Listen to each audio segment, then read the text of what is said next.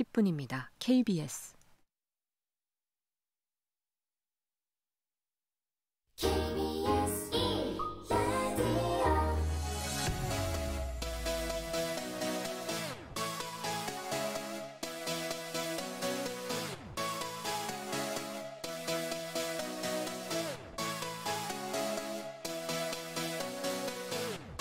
KBS 열린 토론.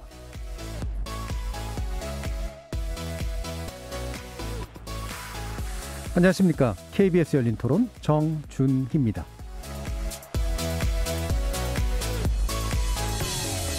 KBS 열린 토론, 오늘은 좋은 언론, 나쁜 언론, 이상한 언론으로 여러분을 만납니다. 공수처법 위헌 심판에 관련해서 어제 헌재 결정이 내려졌죠. 공수처 제도에 운명이 걸린 사안이었던 것만큼 많은 이들이 관심을 가질 수밖에 없었습니다. 조금 더 길게 보면 공수처장 청문회에서부터 공수처 차장, 재청 관련 뉴스에 이르기까지 공수처 출범에 관련된 다양한 보도도 이루어졌죠. 그런데 과연 그 빈도와 분량만큼이나 충실한 내용이 담보됐는지 논논논 패널들의 눈으로 꼼꼼히 비평해 보겠습니다. 이어지는 2부에서는 방송 출연자 캐스팅 그리고 하차에 관련된 논의를 해볼 텐데요. 16개월 된 입양아를 학대하고 죽음에 이르게 한 사건, 이것을 공론의 장으로 불러들인 SBS의 그것이 알고 싶다, 많이들 보셨을 겁니다. 그런데 최근 경쟁 시간대에 방송을 하던 한 홈쇼핑 진행자가 해당 프로그램에 관련된 부적절한 언급을 하면서 여론의 문매를 맞고서는 프로그램 하차를 하게 돼 논란이 일고 있습니다. 관련 논란 조명하면서 방송 출연자를 정하고 빼는 과정에서 어떤 기준에 입각하는 것이 정당하고 또 바람직할지 이야기 나눠보겠습니다. KBS 열린 토론은 여러분이 주인공입니다. 문자로 참여하실 분은 샵 9730으로 의견 남겨주십시오. 단문은 50원, 장문은 100원의 정보 이용료가 붙습니다. KBS 모바일 콩, 트위터 계정 KBS 오픈, 그리고 유튜브를 통해서도 무료로 참여하실 수 있습니다. 시민 논객 여러분의 뜨거운 참여 기다리겠습니다.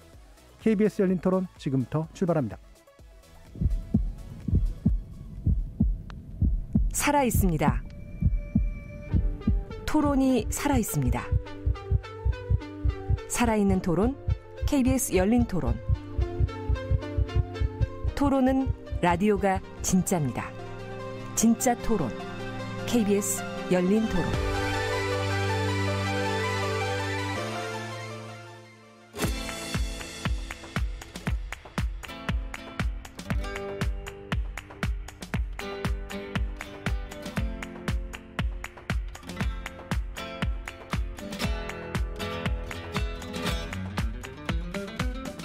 좋은 언론, 나쁜 언론, 이상한 언론?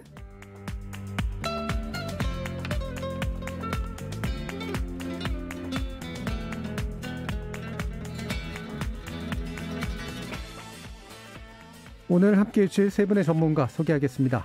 신한대 교양교육대학 이정훈 교수 나오셨습니다. 안녕하십니까.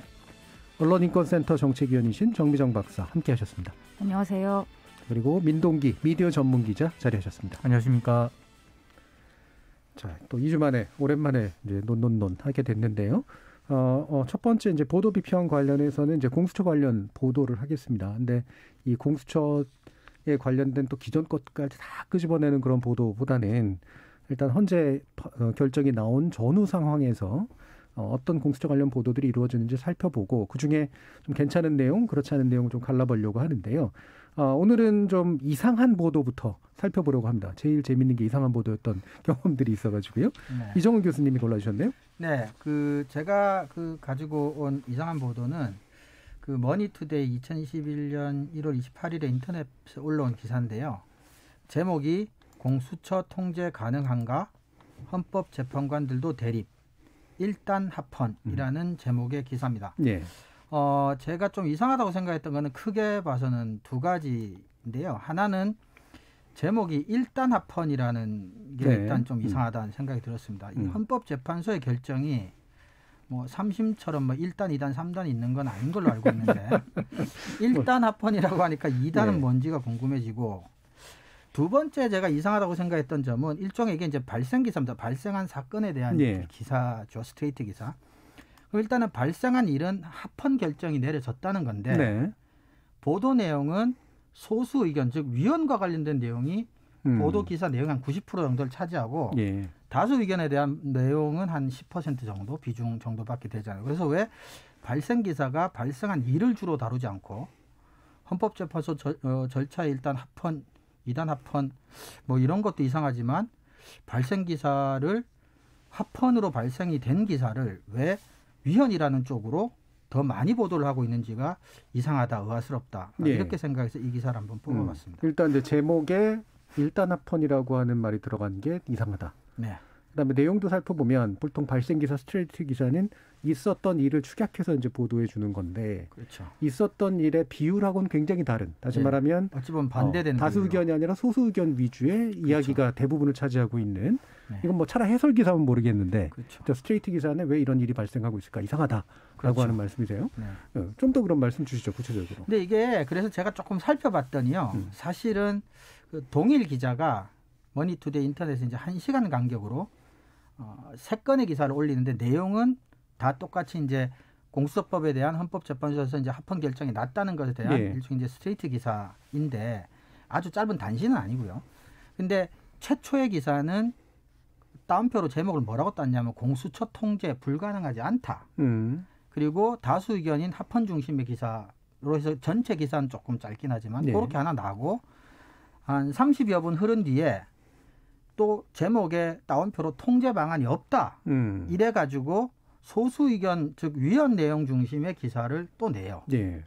그리고 그로부터 한 20분 정도 흐른 후에 가능하지 않다, 가능하다 그러다가 이제는 공수처 통제 가능한가 이렇게 의문형으로 바꾸고 예. 일단 합헌 그래가지고 내용은 두 번째 내용과 거의 흡사하게 위헌 예. 중심으로 해서 이제 기사가 나간 거죠. 그러니까 이 전체 과정도 조금 약간 의아스러워요. 예. 굳이 보통 이 시간대면 다른 언론 같은 경우는 첫 번째 기사 정도 그냥 발생 사건에 대한 건조한 스트레이트 기사 길지 않은 이걸로 보통 끝이 나고 아니면 해설 기사는 또 따로 내거나 하는데 1시간 남짓해서 이렇게 좀 같은 기자가 좌충우돌 뭐 불가능하지 않다, 불가능하다 이러다가 마지막에 일단 합헌 이러는 과정에 일단의 좀 의식의 흐름 같은 것도 조금 보이면서 예. 뭔가 합헌 결정이 좀 마음에 들지 않나 싶은 생각이 들 정도로 좀 전체적으로 의아스러웠습니다. 예. 좀 이상하고. 그 말씀을 들어보니까 의식의 흐름이 읽히네요. 네. 첫 번째 봤을 때는 가능하다로 가능하다. 느껴졌는데 읽다 보니까 불가능한 거 불가능한 아니야? 것 같다. 이러다가 나중에 되니까 잘 모르겠어. 그래서 가능한가? 예, 이렇게 그러니까요. 되는. 그리고 예. 일단 합헌 이렇게 약간 유보적인. 근데 예. 다시 한번 말씀드리지만 청취자 여러분, 헌법재판소의 결정은 일단이 아니라 합헌. 결정적입니다. 예. 그것으로 끝이죠. 5대 3대 1이었던가요? 예, 시각이 1이고요. 예. 각하가 1이고요. 예. 자, 그러면 다른 분들 어떠세요? 이상하게 느껴지십니까? 민동 기자님? 매우 이상합니다. 그러니까 통상 이런 기사 예. 헌재 판결이 됐든 법원 판결이 됐든 결정이 내려지면은 스트레이트 상황을 일단 객관적으로 전달을 하고요. 예. 그리고 만약에 이제 헌재 같은 경우에는 소수 의견 같은 게 나오지 않습니까? 그 소수 의견을 낸 재판관들은 뭐 어떤 논리를 가지고 이렇게 소수 의견을 냈나? 예. 이건 이제 신문으로 따지면은 객관적인 상황을 전달하는 게 메인 기사고 그렇죠. 소수 의견을 이제 한 박스 기사로 이제 전하고요. 예. 그리고 만약에 어떤 그런 결정에 대해서 해당 언론사의 방점이 어디에 있느냐. 만약에 소수 의견에 좀 더 있다라고 생각을 하면은 나름의 어떤 논리적 근거를 가지고 해설하는 기사. 기사를 쓰는 통상 이런 쪽으로 가게 마련인데 예. 지금 교수님이 설명해 주신 내용을 들으면 무엇을 전하려고 했던가 이 기사를 통해서 말씀을 해 주셨는데도 솔직히 잘 모르겠습니다. 예. 그러니까 결국 공수처에 대한 부정적인 어떤 의견을 전면적으로 피력했다. 저는 뭐 그렇게 보여지는 것 같고요. 제가 이 기사는 저도 이제 이상하다는 데 동의하지만 항상 이상한 기사가 그렇듯이 나쁜 것 같습니다. 나쁜 것 같은 게 일단 자꾸 또 일단이라고 하게 되네요. 기사가 또 일단인데. 예. 어쨌든 합헌 결정이 났으면 합헌 결정이 나게 된 이유가 충분히 서술이 되어야죠. 그렇죠?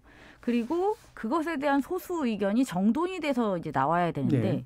이 기사는 굉장히 깁니다. 네. 굉장히 긴데 합헌 결정이 났던 이유를 아주 짧게 서술한 뒤에 소수 의견을 따옴표 안에다 넣어가지고 주구장창 쓰고 있어요. 맞습니다. 그러니까 이거는 형평성에도 맞지 않는 거죠. 저는 소수 의견을 적극적으로 보도하는 그 기본적인 태도에 대해서는 동의를 합니다. 예. 하지만 기사가 어느 정도의 형평을 맞추기 위해서라면 특히 스트레이트라고 했을 때는 합헌에 대한 결정이 날 수밖에 없었던 어떤 설명이 있고 그 다음에 소수 의견이 그에 맞추어서 서술이 되는 게 맞다. 그리고 이제 해설 기사에서 왜 여기에 이런 우려를 가지고 있는지에 대한 어떤 전문가의 분석이라든지 아니면 기자의 생각이라든지 이런 것들이 서술되는 방식으로 갔었어야 된다라고 생각합니다. 예, 제가 그 내용을 좀 보면서는 저는 소수 의견이 무슨 의견인지를 잘 몰랐었다가 이 기사들을 보면서는 소수 의견이 이런 의견들이었구나. 그리고 그 소수 의견이 나름대로 되게 합당한 고민을 담고 있다는 생각이 좀 들었어요. 그러니까 공수처라는 제도가 이게 상권 분립을 위배한다 이런 거는 제가 볼 때는 큰 의미는 없는 거고, 다만 행정의 각부에 속하지 않은 상태이기 때문에 혹시라도 발생할 수 있는 통제 장치의 부재로 인해서 과도한 어떤 권력이라든가 과도한 인권 침해가 발생하지 않을까라고 하는 부분에 대해서 충분히 헌법적으로 고민한 내용들은 좀 읽히거든요. 비록 이제 소수 의견으로 나왔지만, 그러면 이제 이후에 이게 이제 비록 헌법적 결정으로서의 의미는 없지만 만약에 이제 그 법을 손볼 때가 있다면 그 법을 손볼 때 이 소수 의견들을 참조해서 그렇죠. 기본적으로 어느 정도의 통제 장치를 좀 더 마련하는 그런 방향으로의 어떤 제2법 이런 것들에 대한 어떤 나름의 근거를 제공하는 측면들이 있어서 뭐 괜찮았다는 생각은 들었거든요. 근데 말씀처럼 이제 이게 그러면 전반적으로 정보를 전해주는 거에 있어서는 충실했는가라는 그래서 저 같은 사람한테는 충실했을 수는 있을 것 같은데 과연 다수가 잘 모르던 상태에서는 과연 충실했을까 이런 생각이 좀 들 수도 있었겠네요. 그렇죠. 그리고 이게 예를 들면 이제 같은 날짜 머니투데이에 이제 민 기자님도 말씀하셨지만 이제 모 대학의 법학 교수가 이번 합헌 결정에 대해서 동의하지 않는다는 칼럼을 썼어요. 그런 건 또 이제 칼럼이니까 그런 방식은 또 충분히 가능한 방식인데 네. 이제 사건이 발생한 것에 대한 일종의 일보조의 스트레이트 기사에서 이런 식으로 이제 다수 의견, 소수 의견을 좀 균형 맞추지 않고 과도하게 이제 소수 의견 쪽으로 쓴다거나 또 이 기사의 첫 리드에 보면 이미 논란이 예상된다. 뭐 재판관들 사이에서도 공수처를 놓고 뭐 의견이 팽팽한 대립이 있었다. 이런 식으로 뭔가 좀 선입견을 줄 만한 리드를 가지고 실제로도 위헌 중심 내용으로만 이제 기사가 이루어져 있다 보니까 이게 헌법재판소의 합헌 결정에 대한 스트레이트 기사로 쓰는 좀 이상하다. 뭐 이런 그렇죠. 생각이 들었다는 거죠. 저희 권정환 님이 이상할 거 없습니다. 예전부터 익히보한 일부 문제 언론들이 잘 쓰는 수법입니다. 라고 해서 익숙하신 분들이 있나 봐요. 네. 정도영 님은 기자가 기사를 거꾸로 쓰는 버릇이 있었나 보죠. 그냥 공수처 출범을 싫어서 쓴 기사로 보이네요. 라고 의견 주시기도 했고요. 이게 이제 말씀 주셨던 것처럼 이상하다라고 얘기하는 이유는 가부 판단을 하기 전에 왜 기사의 형식과 내용이 잘 안 맞지? 일반적인 그렇죠. 어떤 패턴과는 잘 안 맞지? 라고 하는 그런 면점에서 말씀을 좀 주셨네요. 그리고 제목이라는 게 기사의 제목은 사실 기사의 전반적인 내용을 하나로 줄여서 이야기하는 것이잖아요. 네. 근데 지금 이 기사는 그런 면에서도 합당하다고 보기에는 힘들죠. 일단 합헌이라는 표현을 씀으로써 부정적인 평가를 이미 내재하고 있었고 그리고 이제 기사 내용이 이렇게 갔으니까 그것도 적절했다고 보기에는 어려울 것 같습니다. 예, 사실은 우리가 헤드라인 부분을 따로 먼저 특집으로 다루진 않았습니다만 우리 언론에서 가장 심각한 문제가 나오는 영역이 보통 헤드라인이죠. 그렇죠. 그리고 헤드라인하고 기사의 내용이 안 맞는 경우 정말 많고요. 헤드라인 잘못 유형한 경우도 물론 당연히 더 많고. 그래서 이게 우리 저널리즘의 상당히 문제인 것 같아요. 기사라는 건 기본적으로 굉장히 광범위한 현실을 특정한 수준으로 압축한 거고 그다음에 헤드라인은 그걸 다시 한번 압축한 건데 두 번의 압축 과정이 굉장히 잘못돼 있는 그런 경우들이 많아서 우리가 뭐 왜곡이니 이런 말들을 많이 쓰는데 사실은 모든 기사는 왜곡이죠. 그런 면에서는. 하지만 적어도 이제 그 왜곡의 정도가 덜하게 어떻게 만들 것이냐라는 부분에 대해서 신경을 굉장히 안 쓰고 있다라는 것. 그렇죠. 또는 거꾸로 악의적으로 이용하고 있다라는 것. 이런 걸 보여주는 그런 사례가 되기 때문에 그래서 우리가 이상함이라고 하는 부분에 대해서는 좀 깊이 있게 생각해 볼 필요가 있는 것 같습니다. 포털이나 SNS를 중심으로 뉴스가 소비되는 구조 속에서 제목의 중요성이 점점 더 커지거든요. 네. 또 제목을 이렇게 뽑게 되는 것도 따옴표를 많이 쓰게 되는 것도 사실 그거를 언론이 인식했기 때문 이후거든요, 사실. 네. 그래서 제목이라는 게 그냥 뭐 그렇지, 뭐 그냥 내용을 압축했건 이렇게 생각하기에는 지금의 디지털 저널리즘의 환경이라고 하는 게 제목이 갖는 영향력이 굉장히 큽니다, 사실. 네. 그래서 뭐 지금 8740님은 패널들 논리가 더 이상하고 편파적인데요라는 그런 반대 의견도 좀 주셨는데 왜 그렇게 말씀하시는지 잘 모르긴 하겠습니다만. 근데 이걸 한번 해보시면 좋겠어요. 그러니까 저희 학자들 같은 경우에는 실험 연구라는 걸 하잖아요. 그래서 헤드라인 딱 보여드렸던 다음에 그 헤드라인이 어떤 내용을 짐작하게 하느냐. 실제 사건에 대해서 유추하게 하고 그다음에 기사 내용을 보여주고 헤드라인하고 기사가 얼마나 맞는지 또 한번 테스트하고 그 기사 내용과 현실을 이제 또 맞춰서 보여주고 얼마나 일치하는가를 실험해 보면 이런 기사들은 대부분 대다수의 사람들이 현실하고 일치하지 않고 내용하고 하지 않는다라는 식으로 나옵니다. 그러니까 이 기사 같은 경우는 만약에 기사만 본다면 이렇게 제목이 나오긴 굉장히 힘들어요. 예. 네, 그렇죠. 일단 합헌이라고 이렇게 쓰는 이거 왜냐하면 합헌이 나왔고 소수 의견이 있었다라는 것을 중립적으로 펼치는 기사 제목 정도가 적절하겠죠. 예. 만약 이대로 간다고 하더라도. 자, 그러면 나쁜 보도 민동 기자님 불러주셨는데 2개나 가져오셨다고요? 좀 이상하면서도 나쁘다고 생각해가지고요. 제가 가져온 나쁜 보도는 문화일보 1월 28일자 기사인데요. 제목이 이렇습니다. 김학의 출금, 원전 경제성 조작, 선거 개입, 줄줄이 공수처 이첩 우려. 이런 제목입니다. 저는 이 기사를 보면서 일단 가장 문제가 심각하다고 생각을 했던 게 논리적 연관성이 연결이 안 됩니다. 3가지 사건이. 네. 일단 그 김진욱 공수처장이 정부 와천청사 사무실로 출근하면서 이제 기자들이 물었어요. 김학의 전 차관 불법 출국 금지 사건 이거 공수처 이첩을 할 거냐? 이렇게 물으니까 출근 당일날은 헌재가 이제 공수처법 위헌 여부를 결정하는 날이었거든요. 결정이 안 됐던 그런 날이었습니다. 예. 그래서 김 처장이 그 결정되면 말씀드리겠다. 이 얘기한 게 거의 답니다. 근데 문화일보 기사는 그 얘기를 언급을 하면서 김 전 차관 이 불법 출국 금지 사건이 공수처 1호 사건이 될 가능성이 높아지고 있다라고 씁니다. 김진욱 처장은 오늘 그 헌법 결정이 내려지고 나면 말씀을 드리겠다라고 얘기한 게 전부인데 예. 왜 이렇게 얘기한 게 공수처로 이관이 될 거라고 이렇게 문화일보가 연결을 한 건지 저는 일단 아무리 생각을 해봐도 그건 잘 모르겠고요. 그러면서 문화일보가 공수처 출범으로 파급력이 큰 민감한 권력 비리 수사들이 줄줄이 이첩이 될 것이라는 우려가 갈수록 커지고 있다라고 또 연결을 시킵니다. 이거는 또 어떤 논리적 근거를 가지고 이런 식으로 연결을 시키는 건가 잘 모르겠고요. 그리고 그 김 처장이 처음에는 문재인 대통령에게 차장이 있지 않습니까? 네. 차장을 2명의 차장 후보를 제청하겠다라고 이제 언급을 한 적이 있는데 그랬죠. 이걸 하면서 또 이제 정권의 어떤 그런 개입 여부가 좀 커질 수도 있다 이런 취지로 기사를 썼거든요. 네. 근데 김진욱 처장은 1명 제청을 하지 않았습니까? 네. 그러니까 이것도 이제 팩트 관계가 나중이긴 합니다만 역시 틀렸고요. 그리고 여기서 이제 결정적으로 공수처 차장은 수사 경험이 없는 김 처장을 대신해서 사실상 현장 수사 지휘를 맡은 인물로 평가되는 그런 중요한 인물인데 문화일보의 전망은 이렇게 나옵니다. 민변 출신 변호사나 여권 선양의 전직 검찰 간부가 임명될 수 있다라고 전망을 하거든요. 이거 또 어긋났습니다. 예, 판사 출신이 임명이 됐습니다. 그러니까 왜 굳이 이렇게까지 무리하게 기사를 썼을까? 일단 논리적 연관성도 없고요. 예. 사실관계를 예단해서 쓴 기사라고 생각을 해서 굉장히 나쁜 기사로 일단 첫 번째로 꼽아왔고요. 예. 또 하나 꼽아온 거 역시 이제 같은 날짜 문화일보에 보도된 그런 내용인데 제목은 권력비리 파헤치나 뭉개나 검찰과 이제 법무부 공수처가 앞으로 2달간 전쟁을 한다 이런 제목이거든요. 네. 그러니까 이제 공수처가 이제 뭐 수사가 인적 구성이 완비가 되면 이제 2달 정도 걸리지 않습니까? 3월 정도.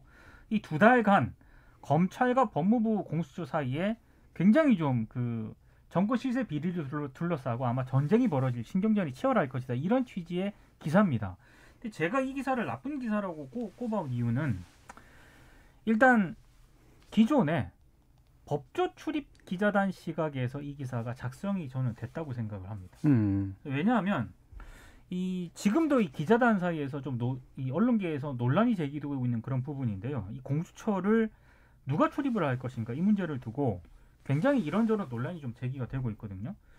근데 저는 일단 현실적으로 법조 출입하는 그 기자들 가운데 누군가가 공수처를 맡을 가능성이 굉장히 높다라고 봅니다. 근데 굉장히 우려되는 게 법조 출입 기자단 중에 누군가가 그 매체도 법조 출입 기자가 여러 명이 있지 않습니까? 그 기자 중에 한 명이 이제 공수처를 흔히 말해서 커버를 하게 되면은 기존 어떤 법조 출입 기자단의 시각에서 공수처를 바라볼 가능성이 굉장히 많고요. 네. 그렇게 되면은 공수처의 출범 취지 자체가 권력 기관들 간의 어떤 상호 견제 균형 이게 이제 기본 취지인데 그런 취지를 제대로 주목해서 그런 취지를 살리는 기사를 쓰기보다는 검찰과 이 검찰의 기존 검찰의 시각을 바탕으로 공수처와 검찰 간의 갈등, 예. 혹은 공수처 법무부와 검찰 간의 갈등 이런 식으로 보도할 가능성이 굉장히 높거든요. 그렇게 되면 저는 기존 검찰 우위 시각에서 공수처를 바라보게 될 가능성이 굉장히 높다라고 생각을 합니다. 그 어떤 전초 기사라고 저는 생각을 해서 굉장히 이건 나쁜 보도다. 예. 이렇게 해서 생각을 해서 가져와 봤습니다. 그러니까 나쁜 보도라고 생각하는 가장 중요한 이유는 물론 논리적인 연결성이나 그 사실관계의 부정합성 이런 것들도 있지만 결과적으로 보면 이제 검찰 취재 관행이 그대로 공수처 취재 관행으로 이어져서 네. 검찰의 시각에서 이제 공수처를 취재함으로써 생기는 어떤 문제 같은 것들이 충분히 있어 보인다라는 그런 말씀을 주셨네요. 다른 두 분 어떻게 생각하시나요, 이정훈 교수님?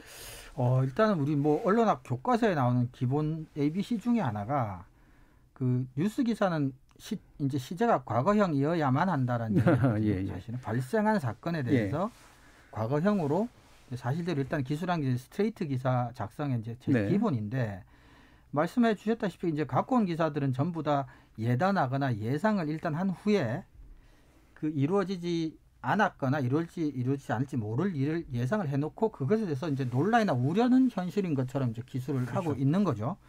그러니까 앞에 말이 사실이 아닐 경우에는 우려나 논란은 처음부터 걱정하지 않아도 되는 일이 될 수도 있는데 이렇게 되다 보니까 이것은 조금 좁은 의미로 뉴스를 규정하자면 뉴스가 아닌 것이라고 말할 수도 있는 정도의 보도라고 저는 생각합니다. 예, 그러니까 이 부분이 되게 중요한 지적을 해주셨는데 우리나라는 엄밀히 말하면 모든 기사가 해설 기사예요. 맞아요. 네, 좋은 해설 기사가 아니라 예상 기사에 굉장히 가깝습니다. 그리고 저는 심지어 뭐라고 표현하냐면 예단이라는 표현을 쓰셨습니다만 미래에 자신들이 일어나지 않았으면 좋겠을 일을 방지하기 위해서 간보기 해주는 이제 그런 기사의 성격들이 굉장히 많아요. 그러니까 사전에 차단하는 거죠. 그러니까 흔히 말하는 우물의 독불이기를 하는 거죠. 그러니까 이러한 것들을 얘네들이 할까봐 그쪽에 다 나쁜 거 딱지 달아놓고 외통수로 하나만 열어줘가지고 그쪽으로 쭉 하고 나가게 만드는. 예를 들면 지금 아까도 언급해 주신 차장 단수 추천, 복수 추천에 관련된 문제. 복수 추천이 무조건 악인 것처럼 보도하는 이유는 단수로 만들기 위해서 이제 행동하는 그런 식의 것들이잖아요.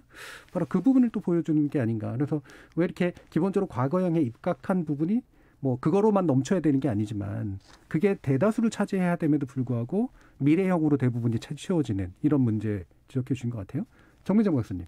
그러니까 실제로 발생하지 않은 일을 추측하면서 그걸 근거로 해서 다시 공격을 하고 있는 거죠. 그러니까 이거는 정말 적절하다고 볼 수 없고 기사라고 보기도 힘들다는 이 교수님 말씀에 저도 동의를 합니다. 그래서 첫 번째 기사는 일단 그런 측면이 있고 두 번째 기사 같은 경우는 참 이 전쟁이라는 표현을 되게 좋아하는 것 같아요. 네. 그리고 이제 검찰과 법무부 공수처는 이제 한편으로 놓고 여기서 또 이제 대립각을 세우고 이제 전쟁이 벌어질 것이다라고 단정적으로 표현하는 것도 동의할 수가 없고, 근데 제목에 권력비리 파헤치나 뭉개나 그다음에 검찰과 법무부 공수처예요. 그럼 파헤치는 건 검찰이고 뭉개는 건 법무부와 공수처다라고 근거 없이 확신에 차서 지금 기사 내용도 다 그렇습니다. 박범계 법무부가 검찰의 권력 수사를 방해할 가능성이 높다는 관측도 나온다. 왜 이 가능성이 높은데요? 그러니까 그런 것에 대한 설명이 없다는 거죠. 그리고 이제 단정을 해버리고 그걸 가지고 또 비난을 하고 박 장관은 검찰의 영향력을 행사할 것이다라고 전망했다. 그러니까 아까 기자님이 말씀하셨듯이 이건 철저하게 검찰의 입장에서 서술된 기사라고밖에는 볼 수가 없죠. 그리고 지금 벌어지지 않은 일에 있어서 누구 편을 든다는 것도 적절하지 않고, 만약에 제도적인 결함으로 인해서 우려가 되는 사항이 있다면 그것을 있는 그대로 쓰면 돼요. 이러할 가능성이 있다라고 했을 때 그럼 이렇게 해야 된다라고 하면 되는 거지, 벌어지지 않은 것을 전제로 해서 비판을 하는 것은 바람직한 방향이 아니라고 봅니다. 지금 4124님이 헌재 합헌 결정은 현 정부 헌재 합헌 결정이지 번복 불변의 합헌 결정은 아닙니다. 잠정적 결정이고 차후 얼마든지 번복될 수도 있습니다. 일부 언론의 관련 보도를 나쁜 언론으로 호도하면 안 됩니다라는 의견 주셨는데 제가 이건 바로 말씀드릴 텐데 다들 아시는 내용이죠. 이 부분은. 당연히 모든 결정은 그 시대에 맞는 결정이죠. 그리고 특히나 헌법재판소는 시대 정신에 맞는 어떤 나름대로 판결들을 내리는 거기 때문에 그 시대에 맞는 부합하는 판결들을 내리게 돼 있습니다. 그래서 이게 이제 일단이라고 하는 말을 붙인 것이 오해를 만드는 것, 아까 얘기했던 2심, 3심이 마치 있는 것처럼 그렇게 얘기를 하는 것이라든가 현재 시대에 현재에 맞게 판단이 내려졌는가라는 부분을 얘기를 해야 되는 상황에 마치 이것이 언제나 대단히 언제든 뒤집힐 수 있는 그런 판결인 것처럼 얘기하는 것의 문제를 지적한 것이지 이거는 불변의 결정이다라는 말을 하는 게 당연히 아니죠. 그렇죠. 영원하진 않지만 결정이 내려지자마자 다음 정권도 아니고 몇 시간도 안 흐른 시점에서 일단 합헌이라고 하는 것은 뭔가 의도가 있는 건가? 이상하다라는 생각이 들었다는 거죠. 예. 그리고 저는 한 가지만 추가해서 말씀드리자면 합헌 결정에 반대하는 입장을 가질 수 있다고 봅니다. 네, 그렇다면 네. 의견 기사를 얘기죠. 통해서 지금 합헌 결정이 이렇게 났고 이런 이유로 합헌 결정이 났는데 내가 볼 때는 합헌은 맞지 않는다라고 썼으면 되는 거죠. 네. 차라리 그런 기사라면 저희가 이렇게 문제 삼을 이유는 없습니다. 그러니까 이상한 보도라고 하는 게요. 이게 얘를 박근혜 전 대통령 그 파면으로 대체해서 생각을 하시면 될 것 같아요. 네. 헌재가 파면을 했어요. 결정을 했어요. 근데 언론이 일단 파면 이렇게 쓰면은 그 이상한 보도가 되는 거죠. 예. 네. 그리고 그 경우는 사실은 뒤집힐 수가 없는 또 그렇습니다. 결정이죠. 사실 그런 경우는. 다시 돌아가서 지금 이제 나쁜 보도라고 알려주신 부분은 일단은 이런 것 같아요. 그러니까 살아있는 권력이라는 말이 언제부턴가 이제 굉장히 그 절대 다수의 사람들이 쓰는 말처럼 된 게 그것도 되게 이상한데 예를 들면 이제 김학의 전 차관을 뭉갠 거. 예를 들면 최근에도 무혐의 사건 나온 고기 사건 뭉개는 거. 네. 그렇죠? 그다음에 얼마 전에 있었던 그 술집에서 접대한 사건 뭉개는 거. 이거 다 검찰 안에서 일어나는 일이잖아요. 그렇죠. 그 검찰은 살아있는 권력일까 아닐까에 대한 그런 질문하고 연결이 되지 않습니까? 네. 예, 민동 기자. 그러니까 이게 문화일보만의 그 기사의 문제는 아니고요. 예. 상당수 기성 언론들이 지금 윤석열 총장 체제의 어떤 검찰을 살아있는 권력을 수사하는 검찰 예. 이런 식으로 프레임을 짜고 지금 법무부라든가 이제 공식적으로 출범을 한 공수처는 이런 살아있는 권력을 수사하는 검찰을 뭉개려고 하는 그런 예. 조직으로 자꾸 이제 그런 프레임으로 짜게 만들거든요. 근데 상당수 기성 언론들이 지금 교수님께서 말씀하셨지만 그럼 검찰이 지금까지 검찰 내부에 어떤 그런 문제점들, 예. 비리 검사에 대한 그런 어떤 수사 제대로 했느냐? 다 사실상 뭉갰다라고 저는 생각을 합니다. 그런 부분에 대해서는 왜 주목을 하지 않느냐?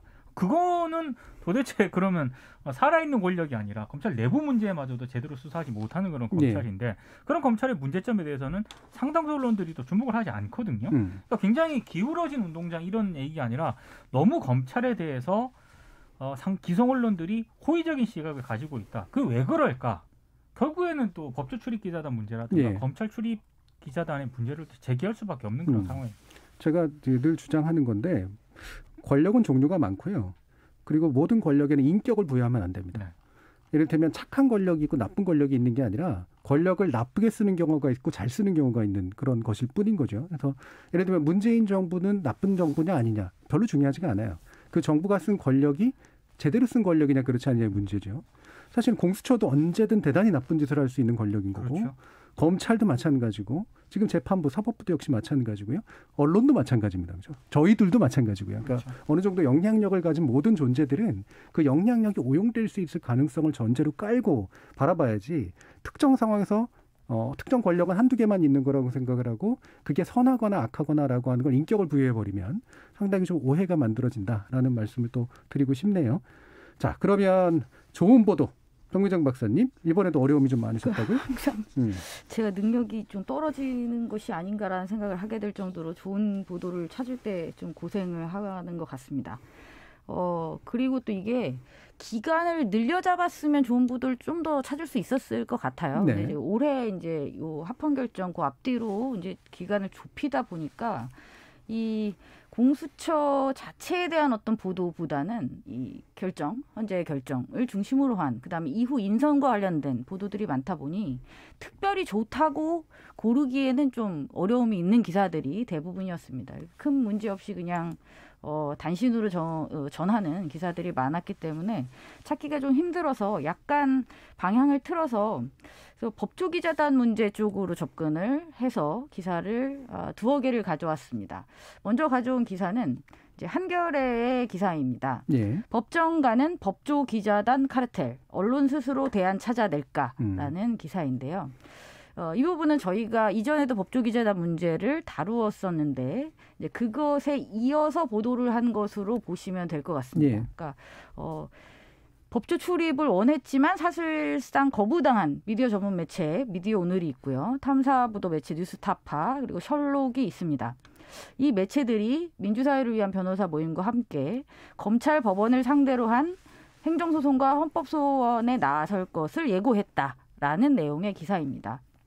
그래서 법조기자단 카르텔 문제에 대한 지적을 또 하고 있고요. 그다음에 거기에서 또 우려되는 지점들에 대해서 이제 기사에서 서술을 하고 있는데 제가 이 기사를 가져온 이유는 사실 법조기자단 카르텔 문제에 대해서는 미디어 오늘 같은 경우는 지금 연속 기사를 계속 내고 있습니다. 네, 내용 좋더라고요. 계속, 내용이 아주 좋고 충실합니다. 그러니까 기자들을 직접 인터뷰하기도 하고 해외 사례를 가져오기도 하고 그다음에 또 최근 나왔던 기사를 보면 아까 기자님도 이제 말씀을 하셨는데 그 출범 앞둔 공수처를 법조기자단이 또 접수를 하게 되는 것이냐라는 우려를 담은 기사도 있기도 했습니다. 그래서 사실상 이 관련한 기사들은 미디어 오늘이 가장 충실하게 잘 지속적으로 잘 쓰고 있다라는 부분은 인정할 수 있을 것 같고요. 근데 제가 이 한겨레 이 기사를 가져온 이유는 일단 미디어 전문지가 아닌 일반 일간지가 이 문제에 천착을 해서 이렇게 꾸준히 보도를 하고 있다라는 점을 저는 긍정적으로 평가하고 싶었고요. 그리고 또 단순히 문제를 지적한 정도가 아니라 직접 기자단 간사들한테 문의해서 규정이 어떤 바꾸려는 움직임이나 논의가 혹시 있는지를 다 직접 확인을 했고요. 그리고 또 이제 언론 학자들, 그다음 전문가들에게 연락을 해서 이 문제점에 대해서 다시 한번 질문을 하고 그거에 대한 우려를 또 아주 길게 충실하게 분석 기사를 냈다는 점에서 긍정적으로 평가를 해서 이 기사를 가져와 보았습니다. 네. 또 마침 이 기사를 얘기해 주셨으니까 아까 이제 민동기 기자님 말씀하신 거랑 연결지어서 생각이 좀 되는데 그러니까 법조 기자의 그러니까 검찰 출입 기자의 문제로 공수처를 바라보는 또는 대립적으로 이제 취재하는 경우들이 생길 위험도 있지만 저는 공수처가 상당히 만약에 욕심을 부리면 언론은 굉장히 이용하려고 할 가능성도 되게 높다는 생각이 들거든요. 어떤 방향이든 간에. 왜냐하면 초기 출범한 거고 관심도 많고 여기서 흘러나오는 게 단독될 가능성이 굉장히 높잖아요. 그러면 공수처가 여론을 조성하기 위해서 사실 우호적인 기자들을 이렇게 쭉 포섭해서 흘려주기식으로 해가지고 자신의 권력을 강화하는 데 쓰게 될 가능성이 상당히 높은 거거든요. 네.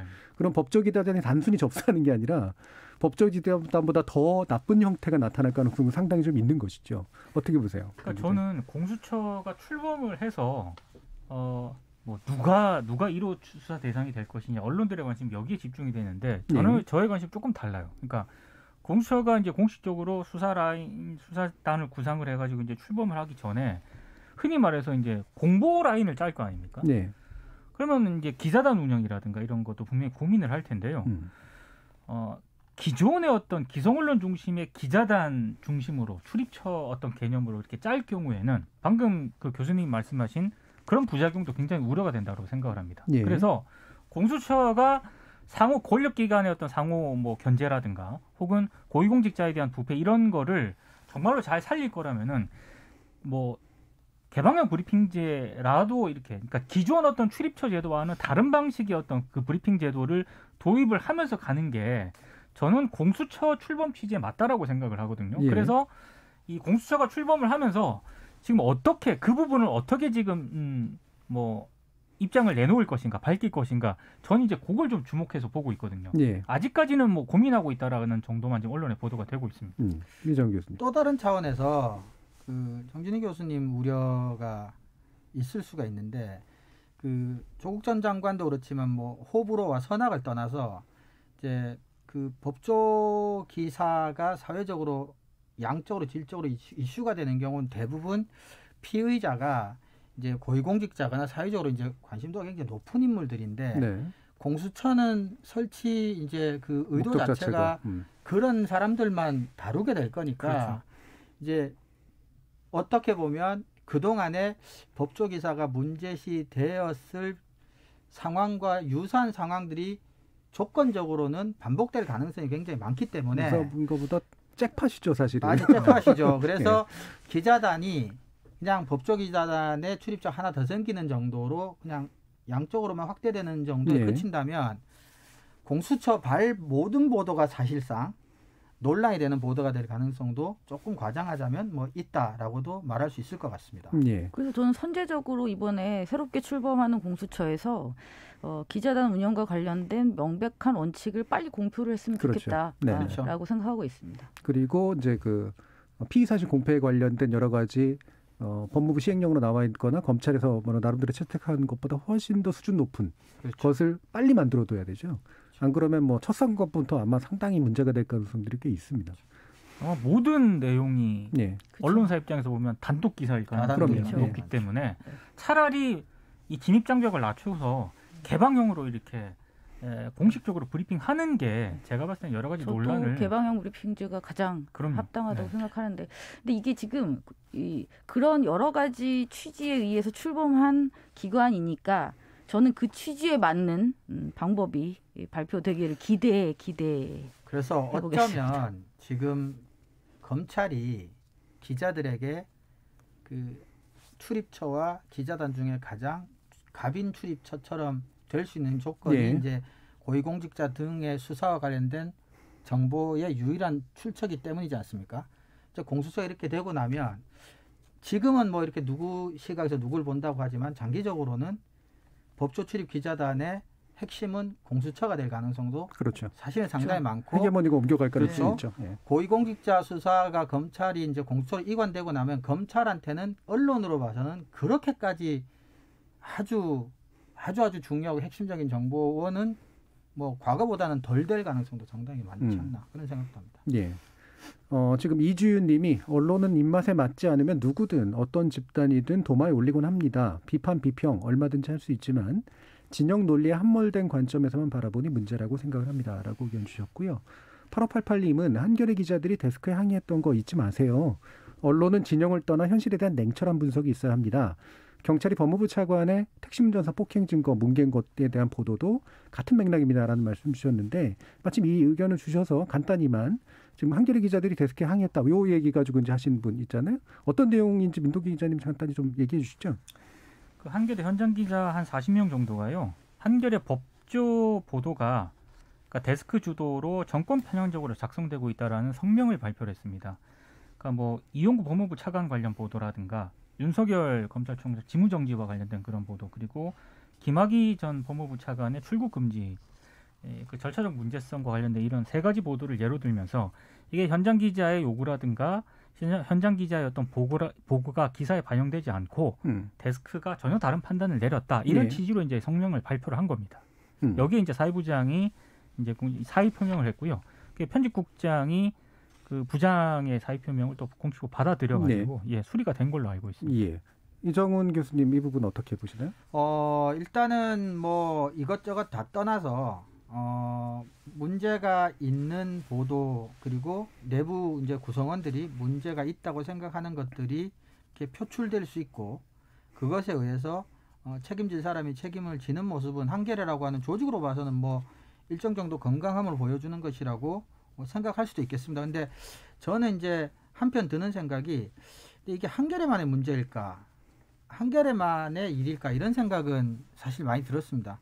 그러니까 그 기자도 완전치 않고 언론사도 완전치 않기 때문에 뭐 오보나 또는 뭐 편향이나 이런 것들은 우리나라 모든 언론에 사실은 숙명처럼 지워져 있는 짐인데 한겨레만의 일은 아니라고 생각이 들어요. 그래서 네. 사실은 다른 언론사에서도 이런 성찰 반성 같은 것들이 좀 계속 이어졌으면, 그래서 하나의 조직으로서 자사의 언론을 좀 건강하게 유지하는데 자사의 구성원들이 좀 기여를 했으면 좋겠다, 뭐 이런 생각은 해봤습니다. 뭐 한겨레라는 게 원래 조직 문화 자체가 이렇게 위아래 없이 그렇죠. 이렇게 서로 치고받는 이제 이런 문화가 있는 것도 맞는데, 방금 그 말씀 주셨지만 한겨레만 그럴까 그러지만 이거 굳이 제가 이런 비유를 하고 싶어요. 그러니까 얼마 전에 당대표가 이제 사임한, 그래 당적까지 없어진 정의당 문제를 보면 당대표가 사과까지 할 정도니까 저 당은 정말로 성추행이 많겠구나, 이렇게 생각한 거랑 똑같아요. 그렇죠. 왜냐, 그거를 감추고 누르고 있는 데들에 훨씬 성추행들이 많겠죠. 그래서 이게 이제 드러난 사안만을 보고 이게 사과를 하고 뭔가 이제 이런 비판들이 있고 싸우고 그러니까 저 안에는 편향과 왜곡이 많아서 저런 일들이 벌어질 거라고 생각하실 텐데, 그런 얘기가 안 나오는 조직들이 훨씬 더 편향과 왜곡이 많을 가능성이 높다라는 겁니다. 예. 저도 이 한겨레 사태 보면서 조금 복잡한데요. 예. 일단 이게 조국 사태 때부터 흔히 말하는 한겨레 내부에서 이 문제가 불거졌었거든요.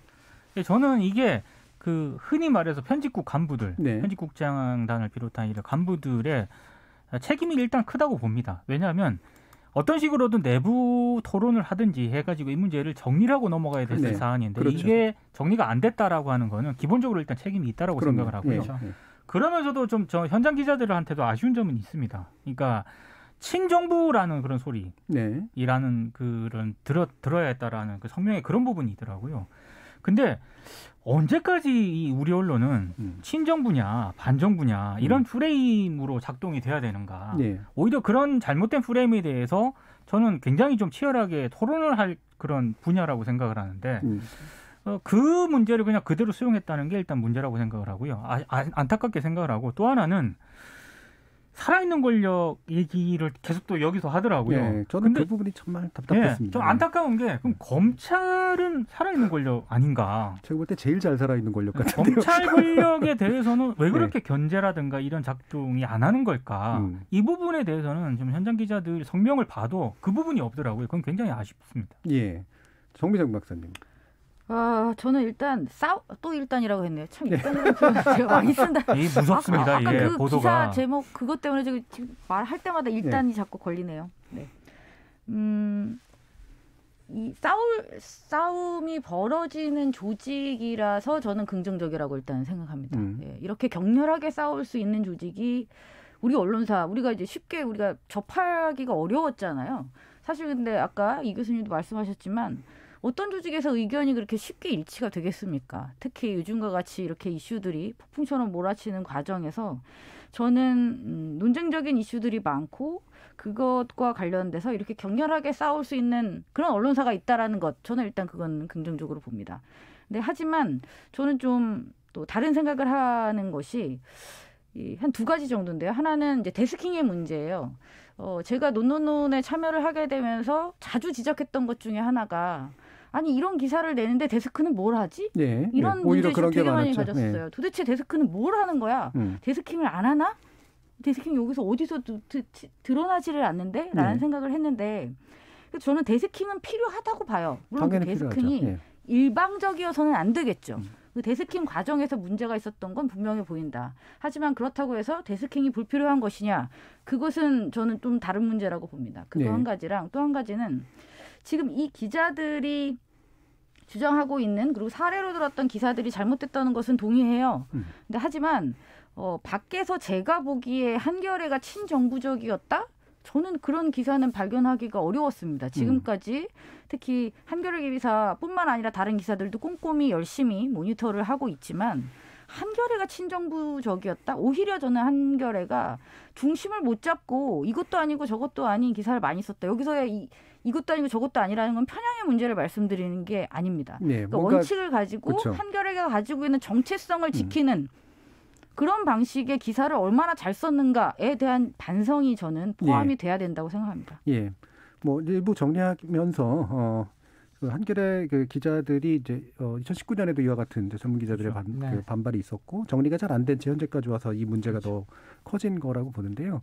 많은 분들 사실 이 부분에 대해서 궁금하신 게 있으면 이 사항을 보도한 언론을 보지 마세요. 제가 그렇게 얘기해 드리고 싶습니다. 이게 남의 집 불난 거가 되게 신나가지고 보도하는 데들 있거든요. 자기 집 불나 있는 사실들 모른 채 남의 집에 불난 거를 이용해 먹는 그런 식의 보도들 가지고 판단하지 마시고요. 그다음에 이 젊은 기자들도 당사자입니다. 이해 당사자예요. 그러면 목소리가 안 나오는 데스크의 목소리는 어디에 있을까? 로 한번 찾아보셔서 이 두 가지를 균형 잡아서 보셔야 여러분 이 기자들이 비판하는 현장의 문제, 편향성의 문제 이런 것들을 여러분 스스로가 안 겪을 수 있다는 거죠. 저는 이 두 이해 당사자 이야기들 잘 찾아보시고 누구의 말이 더 맞는지를 한번 판단해 보셨으면 좋겠고 그다음에 이왕이면 이 기자분들이 쓰신 기사도 한번 찾아보셨으면 좋겠습니다.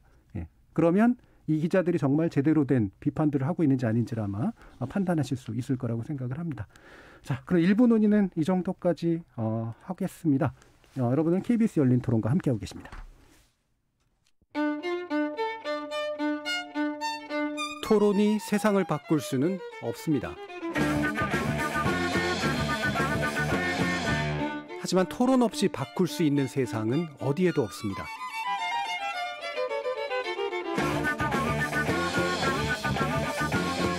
세상의 선한 변화를 갈망하는 당신.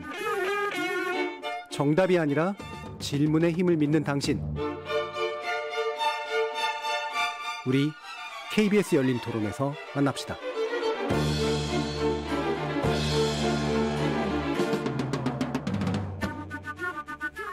KBS 열린 토론, 오늘은 좋은 언론, 나쁜 언론, 이상한 언론을 가지고 이야기를 나눠보고 있는데요. 2부 주제는 출연자 캐스팅 그리고 하차의 문제입니다. 민동기 미디어 전문기자, 언론인권센터 정책위원이신 정미정 박사, 신한대 교양교육대학 이정훈 교수, 이렇게 세 분의 전문가와 함께하고 있습니다. 자, 오늘의 일단 그 사례가 되는 건 한 두 가지 정도인데요. 하나가 이제 요즘 유행을 하고 있는 오디션 프로그램에 관련된 거고, 또 다른 한 가지가 홈쇼핑 이제 채널에 관련된 거였죠. 이 두 가지가 정확하게 일치되는 사례는 물론 아니긴 합니다만, 사람들을 출연시키는 과정에서 생기는 문제, 그리고 하차시키는 과정에서 생기는 문제, 이 부분을 한번 들여다보자라는 건데요. 일단 오디션 프로그램에 관련된 거 이정훈 교수님이 좀 간단히 소개해 주시죠. 네, 그 한 케이블 음악 방송의 경연 프로그램에 출연해서 8명을 뽑는 준결승까지 진출했던 송인효 씨 이야기인데요.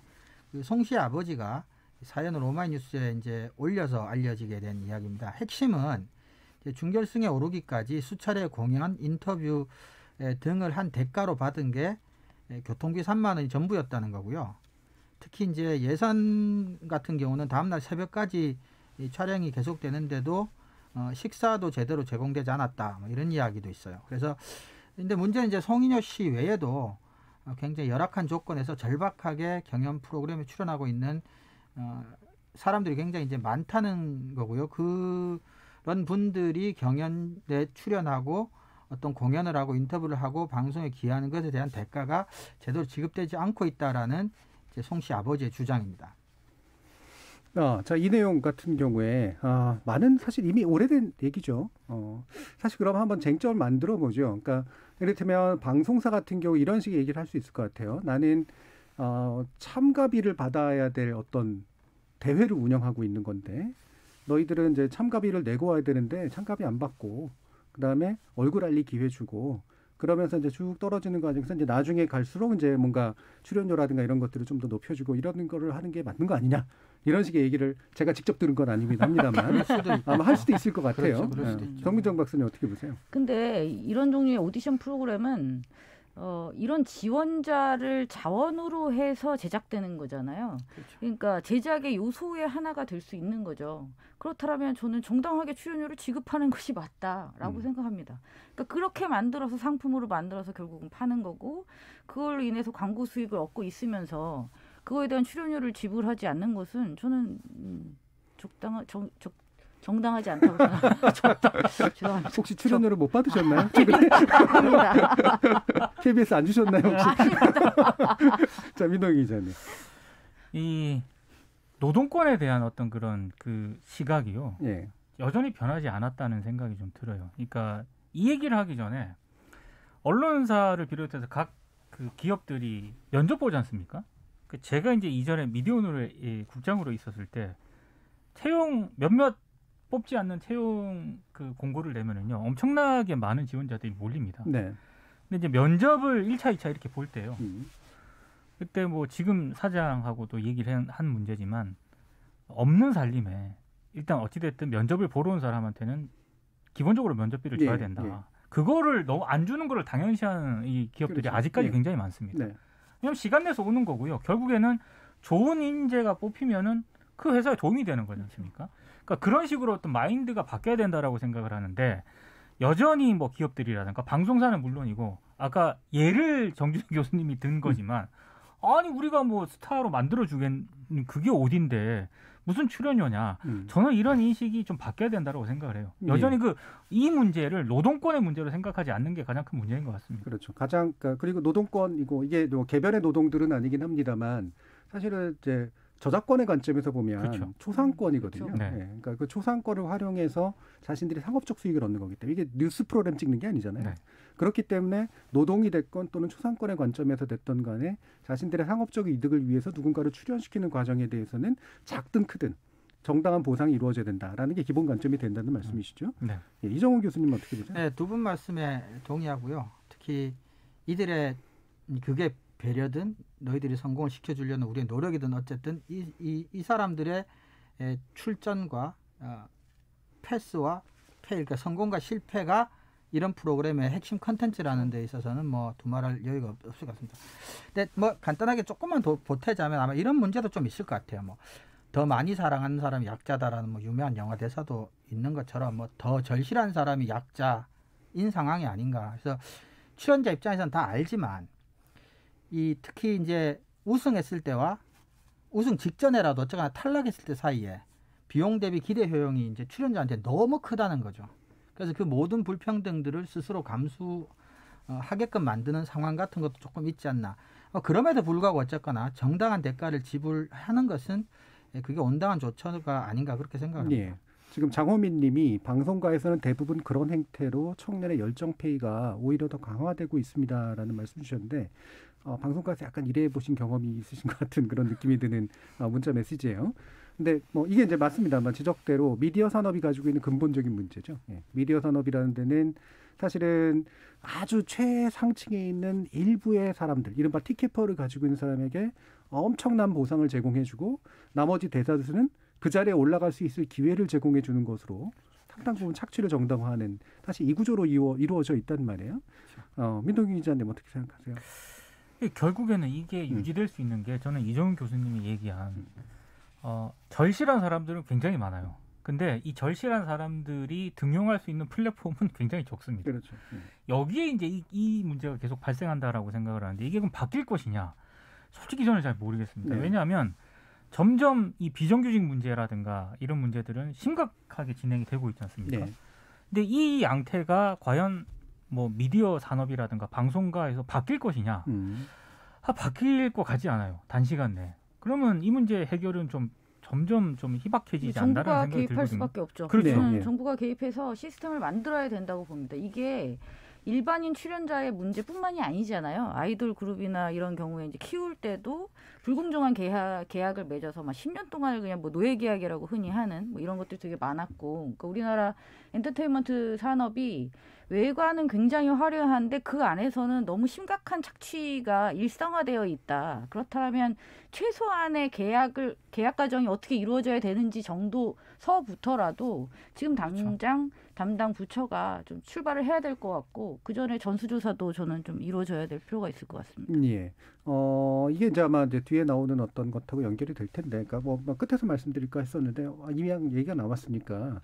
사실은 이제 모든 그 공정거래를 규율하는 것의 기본은 바탕이 되는 거는 이제 기본권으로서의 이제 노동이라든가 이런 초상권이라든가 이런 것들에 대한 당연한 보상과 함께 그 다음은 계약이잖아요. 계약이죠. 계약이라고 하는 거는 사실 뭐냐면 당사자들이 대등한 존재라고 생각하고 보통 그들 사이의 계약을 인정해버리는 게 보통 계약의 핵심인데, 그러나 대등하다고 생각되지 않는 경우들이 분명히 있는 거죠. 그래서 생기는 불공정 계약이 있는데 이게 이제 바로 거래 능력이 얼마만큼 크기가 크냐 작냐의 이제 문제죠. 그래서 대등한 거래 당사자라면 그들이 어떤 계약을 맺건 인륜에 벗어나지 않는 한은 그들끼리의 판단에 의존하는 거지만, 대등한 당사자가 아닌 경우에는 국가가 개입을 해야 돼서 그렇죠. 국가가 이제 그 나머지 격차를 메꿔주는 역할을 하는 건 이제 이 부분이 공정거래 규율에 있어서 가장 핵심이 되는 거라고 볼 수 있는데, 바로 여기서 거래 당사자들이 정말 어떤 위치에 놓여져 있는가를 감안한 계약의 형태를 이제 표준으로 좀 제시해주는 이런 게 좀 필요한 때가 아닌가라고 생각을 해봅니다.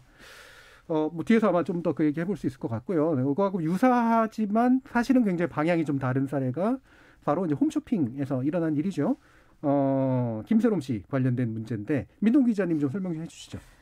굉장히 간단한 내용입니다. 이 방송인 김세롬 씨가 홈쇼핑에 이제 자주 많이 등장을 하는데요. 네. 지난 23일 홈쇼핑 생방송 도중에 제품을 이제 홍보를 하고 있었는데, 비슷한 시간대에 그것이 알고 싶다, SBS 그것이 알고 싶다가 이제 끝나는 시점이었습니다. 네. 그때 이제 김세롬 씨가 그것이 알고 싶다 끝났냐, 지금 그게 중요한 게 아니다, 이렇게 발언을 해서 네. 지금 논란이 빚어졌었는데요. 마침 그때 SBS 그것이 알고 싶다가 했던 방송이 흔히 말하는 그 정인이 사건이었거든요. 네. 그러니까 이건 좀 심한 거 아니냐라는 그런 비판이 제기가 됐고요. 결국에는 김세롬 씨가 이 본인의 어떤 부적절한 발언에 대해서 사과를 했습니다만, 그럼에도 불구하고 굉장히 좀 비판 여론은 이제 잦아들지 않았고, 결국에는 해당 홈쇼핑이 김세롬 씨의 프로그램 하차를 결정을 하게 됐습니다. 예. 자, 여기서 이제 쟁점들이 몇 가지가 좀 나오는데, 일단은 우리가 상황 판단을 할 때 김세롬 씨가 이제 사실 정인이 사건을 염두에 두고 이와 같은 발언을 한 것이냐, 그리고 이 발언이 일반적인 홈쇼핑에서 굉장히 독특한 발언이었느냐에 대한 판단도 좀 필요하고, 그러니까 의도성이 있었냐 없었냐의 문제겠죠. 그다음에 두 번째로 이제 흔히 말하는 이제 소비자 권력 관련된 건데, 출연자에 대해서 많은 사람들이 막 비난하고 그래서 하차시키거나 또는 누군가를 끼워 넣거나 하는 데서 이제 소비자들이 만족을 얻는 그런 현상하고 이 부분은 또 관련이 있는 건가라는 그런 측면이고, 궁극적으로는 그렇다면 이제 앞학과하고 연결해서 결국은 이 출연자를 올리거나 내릴 때 있어서 아마 제작자의 권한이겠습니다만 어떤 기준으로 이걸 보는 것이 맞는가에 대한 그 판단하고 연결이 되는 것 같아요. 이종훈 교수님은 이 부분 어떻게 보시나요? 일단은 좀 김세롬 씨는 그 순간에 정인이 방송을 하고 있는지를 몰랐다라고 일단 이야기는 했고요. 그래서 그거는 일단은 본인의 이야기니까 믿을 수 있을 것 같고, 그다음에 또 하나 말씀해 주신 거는 이제 동시간대 타사 방송을 계속 언급해 주는 거는 김세롬 씨만의 스타일은 아닌 것 같아요. 보통 홈쇼핑에서 많이들 하는 멘트인 것 같고요. 근데 이제 이게 이렇게 된 게 적절했냐라는 문제는, 근데 이게 또 홈쇼핑이기 때문에 약간의 특수성은 있는 것 같아요. 홈쇼핑의 출연자들은 이쪽 광고 모델하고 조금 비슷한 성격들이 있어가지고 홈쇼핑 입장에서는 이제 그 제품 이미지 이런 것들을 생각하면, 또 판매 이런 걸 생각하면 조금 과하다고 얘기할 수도 있겠지만 이런 결정이 홈쇼핑이라는 특수성을 감안하면 또 전혀 이해가 안 되는 건 아니다. 저는 일단은 그 정도를 생각하고 있습니다. 예, 정미정 박사님. 저는 이제 이 사안이랑 직접적인 연관은 없지만 한 말씀을 꼭 제가 지금 눈치 보다가 한 말씀을 꼭 드리고 싶은 게요.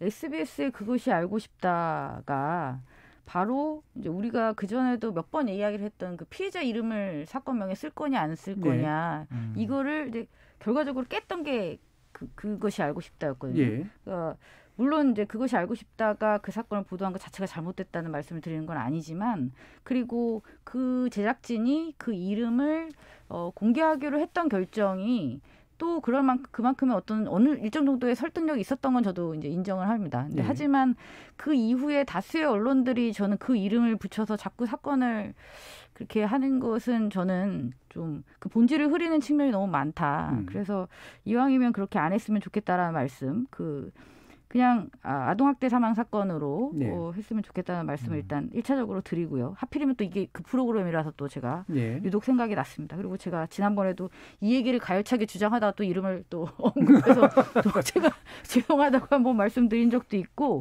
그래서 더 예민하게 된 것일지도 모르겠습니다. 적절한 지적이라고 생각합니다. 네. 그리고 이 사안과 관련해서는 두 분이 다 말씀해 주셨으니까 중복되지 않는 선에서 말씀을 드리자면, 일단 홈쇼핑은 일종의 광고이기 때문에 광고 모델이 부적절한 어떤 행위를 했을 때 대중들의 호감도가 떨어지면 모델을 교체하는 그런 차원에서의 결정이 저는 합리적으로 볼 수도 있다라고 생각을 합니다. 근데 단지 우려가 되는 것은 이 사안이 이제 분명히 의도가 없음으로 추정이 되는데도 불구하고 그렇게 마녀 사냥 형식으로 과도하게 기사를 쏟아낼 만한 가치가 있었는가? 저는 뉴스 가치의 측면에서 볼 때 기사로서의 가치가 아예 없는 것은 아니지만 그냥 그랬다더라 정도였으면 좋았을 것이다 라고 생각을 합니다. 그리고 여기에 또 국회의원이 한마디를 보탰다고 해서 그것을 또 전 언론이 다 받아쓰는 이런 방식의 이건 일종의 공해라고 보고요. 정보 가치가 없는 뉴스는 다룰 필요가 없다고 봐요. 저는 일정 정도 지적을 했고 그 부분에 사회적으로 어느 정도의 이제 동의가 이루어졌다면 이 기사는 계속 나올 필요는 없다라고 생각하고 있습니다. 그러니까 이 본인이 이제 이것을 의도했건 의도하지 않았건 그로 인해서 되게 좀 불쾌감을 느낀 분들이 있고, 그 불쾌감이 표명돼 가지고 결국 하차하는 데까지 이르는 것 자체에서 크게 문제 삼고 싶지는 않으나, 그거를 또 득달같이 보도하는 언론, 그다음에 거기에 또 득달같이 숟가락을 얹는 어떤 정치인, 이 숟가락 얹기의 과정이라는 이 후자의 문제들은 사실 그렇게 보기 좋지 않다라는 말씀이시잖아요. 그걸 써주면 안 되죠. 그리고 실제로 언론들이 이걸 쓴 이유가 뭐겠습니까? 클릭이죠. 이 사건에 대해서 정말로 김세롬에 대해서 분노하고, 그다음에 이 사건 입양당해서 학대당한 그 아이의 어떤 슬픔에 공감하기보다는 이렇게 해서 일어난 불길이 굉장히 좋은 거잖아요. 그러니까 지금 맥락과 그 의도성을 봤을 때 의도성 자체는 없다고 보여지고요. 예. 아까 이종훈 교수님도 말씀해주지만 요즘 홈쇼핑 방송에서 이런 거 굉장히 일반적으로 그렇죠. 사용하는 그런 그 표현 방식이거든요. 네. 그러니까 그런 측면에서 봤을 때 그 발언 자체는 부적절했지만 여러 가지 맥락이라든가 상황을 고려했을 때 의도성이 없기 때문에 예. 당사자도 일단 사과를 했고요.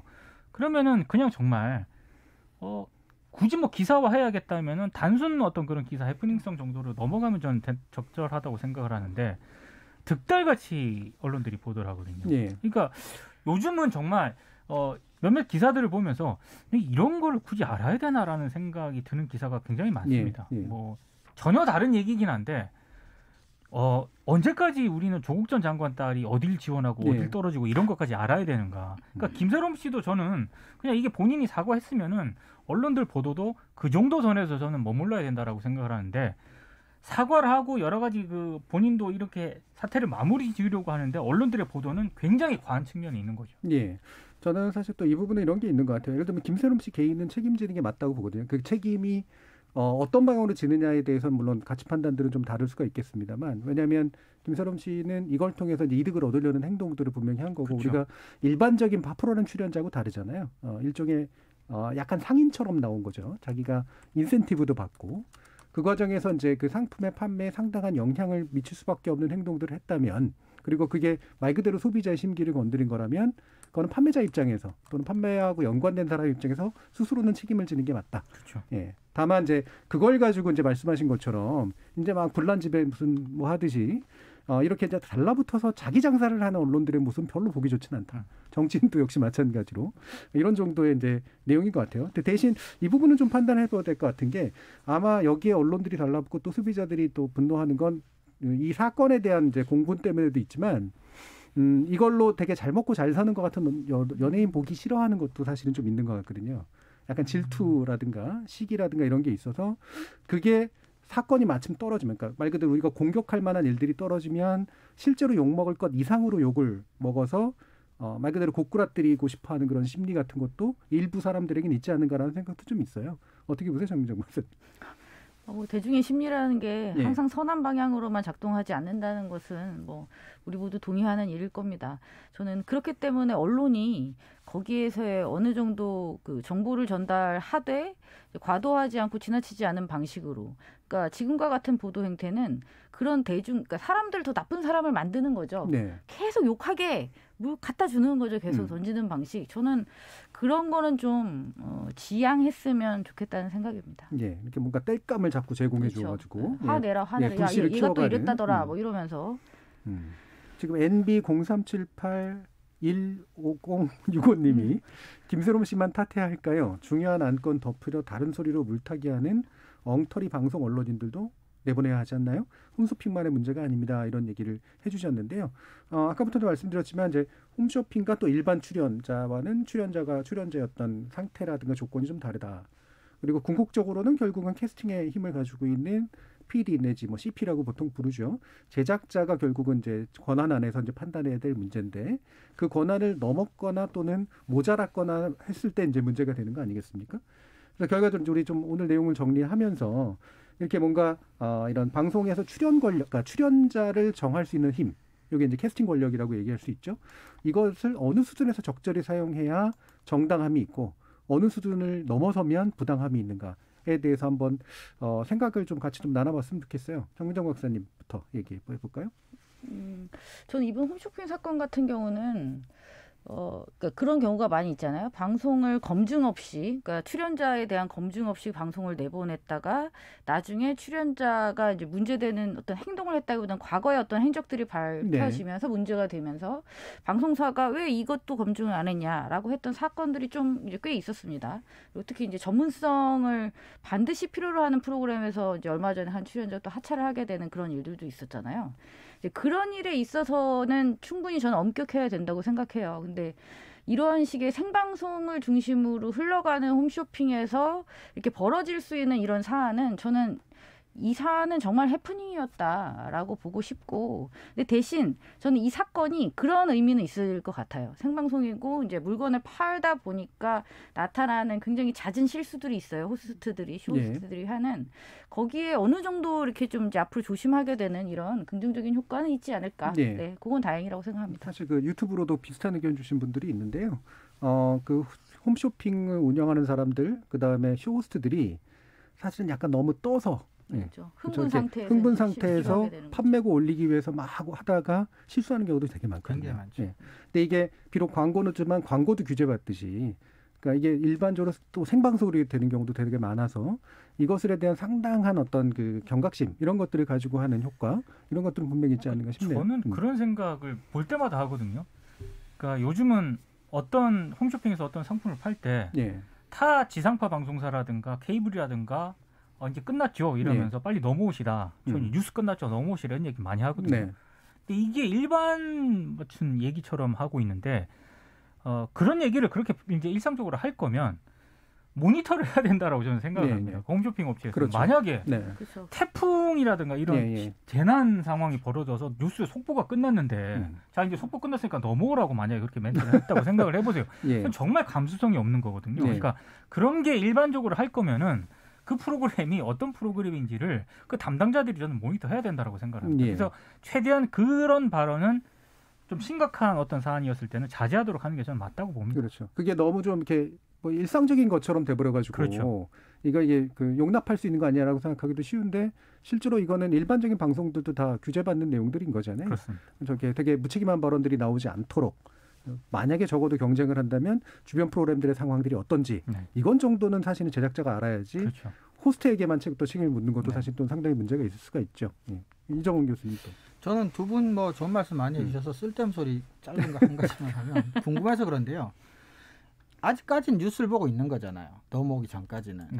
근데 어떻게 넘어오라고 말을 하면 그 사람이 홈쇼핑을 현재로서는 보고 있지 않은 상황. 그렇죠. 아닌가요? 저도 그게 이해가 안 가요. 사실은 그냥 저는 하는 말이죠. 그건 정말 그러니까. 쓸데없는 소리인 거죠, 그죠? 맞아요. 근데 그게 돌리다가 걸렸을 때 그런 얘기를 하는 게 이 생방송의 어떤 묘미, 그 어떤 그 있잖아요. 시간 얼마 안 남았어요, 뭐 이런 식의 어떤 생방송이 가지고 있는 장점을 부각시킬 수 있는 요소인 건 저는 맞다고 봅니다. 그게 또 이제 근본적으로 우리나라의 홈쇼핑이라고 하는 것이 먹고 사는 가장 중요한 게 바로 지상파 채널들 사이에 껴 있어서 먹고 사는 거잖아요. 그리고 그러니까 그만큼 또 유료 방송 플랫폼에 굉장히 많은 입점료를 지불하고 있는 거고, 그게 또 너무 일반화되어 있다 보니까 방금 말씀하신 것처럼 지상파에서 얻어 걸리는, 왔다 갔다 하다가 얻어 걸리는 것으로 이제 매출을 올리고자 했던 그 어떤 버릇, 습성, 이런 게 이제 그대로 이번 멘트에서 나왔고, 그게 또 다시 한번 문제가 됐던 사례이기 때문에 당사자들도 이거 너무 억울해하지는 않았으면 좋겠어요.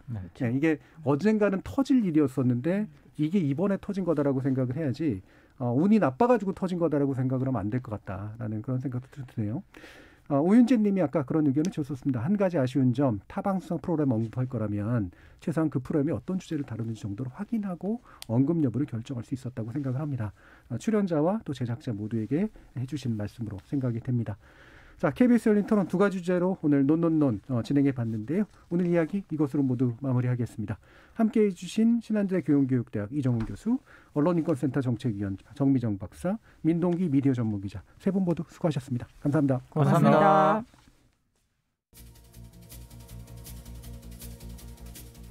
모든 조직에는 직무와 권한이라는 게 있습니다. 직무는 정해진 일의 종류와 내용을, 그리고 권한은 직무에 관련된 의사결정력을 가리키죠. 잘 굴러가는 조직은 직무와 권한이 명확하게 설정돼 있습니다. 그게 너무 잘 돼 있어서 발생하는 관료주의가 문제라면 문제지만, 직무와 권한이 불명확한 조직보다는 차라리 관료주의가 그나마 낫다는 사실, 조직 생활을 경험해 보신 분이라면 너무나 잘 아실 겁니다. 우리 사회가 너무 오랜 기간 서열, 위계, 강압에 시달렸다 보니 마치 누구나 다 참여하고 누구나 다 의사결정을 하는 것이 최선인 양 생각하는 경우가 많은데요. 직무와 권한 명확히 지키는 거 책임이기 때문에 중요한 겁니다. 저는 다음 주 월요일 저녁 7시 20분에 다시 찾아뵙겠습니다. 지금까지 KBS 열린 토론 정준이었습니다.